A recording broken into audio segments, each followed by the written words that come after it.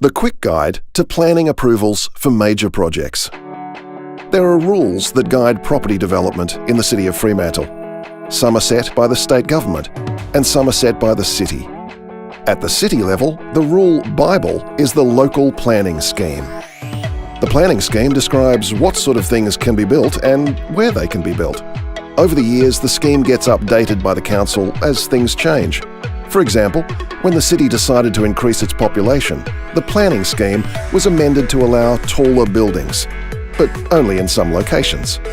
Each proposal for a new development is assessed by the city according to the current rules. But with very large projects, the city doesn't have the final say on whether the project goes ahead. So, how does a new development happen? Well, it starts with a developer having an idea. Hopefully, they have a chat with the city about their concept and get some advice before moving forward. Then, they lodge a formal development application. It presents their concept for the project using drawings, floor plans, documentation, and artists' impressions. Now, the artists' impressions can make it look a lot like a finished building, but at this stage, it's really just an idea. In fact, the idea may not even comply with the rules yet, but the city has to accept every application and assess it. And here, briefly, is how that assessment happens. The city's planning department starts by checking that the application contains everything it should, and there aren't any obvious problems.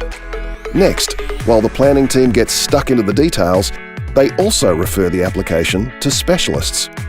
Experts inside and outside the city assess whether the development meets all the rules in heritage, public health, engineering, traffic impact, and other relevant fields.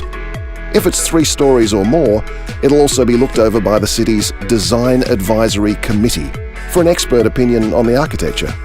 Now, while all those people are checking out the proposal, the community also gets its say. There's a 28-day community consultation process to expose the project idea to the public and gather views. Letters go to the local area, ads go in the local paper, signs go up, a community information session is held, and the city's My Say Freo website explains the project and gathers comments. All the public comments are reviewed as part of the city's assessment. So, now the planning department has assessed the application, all the specialists have assessed it, and the public has had a say. The assessment and public comments are shared with the developer, who can choose to solve some issues with a revised development application. And that takes us to about 60 days since the application was received. And now it's time for the city's assessment report.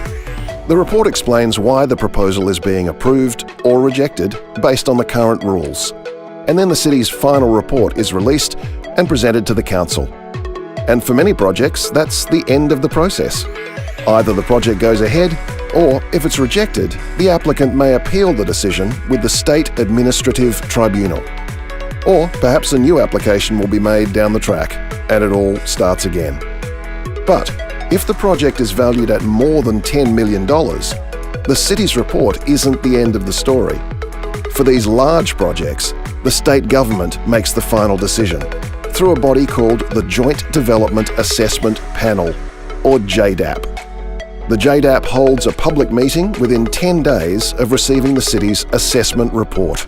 They hear recommendations from the city and any responses from the developer, the community, or others. That meeting decides whether the project goes ahead, sometimes overruling the city's recommendation. And that, unless the JDAP decision is appealed to the State Administrative Tribunal, is where the approvals process finally comes to an end. Thanks for watching the quick guide to planning approvals for major projects. For more information, visit the City of Fremantle's website.